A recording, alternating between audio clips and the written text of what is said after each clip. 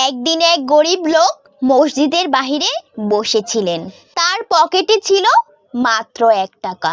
তার চারপাশে মানুষ আসছে যাচ্ছে, কেউ তার দিকে তাকায় না। তিনি চোখ তুলে আকাশের দিকে চেয়ে বললেন, হে আল্লাহ, আমার কাছে 1 টাকা আছে, কিন্তু তোমার পথে দেওয়ার নিয়ত আছে কোটি টাকার মতন, এটা তুমি কবুল করো। তিনি টাকাটি মসজিদের পাশে ক্ষুধার্ত এক শিশুকে দেন। শিশুটি বলে, আল্লাহ আপনাকে ভালো রাখুক চাচা।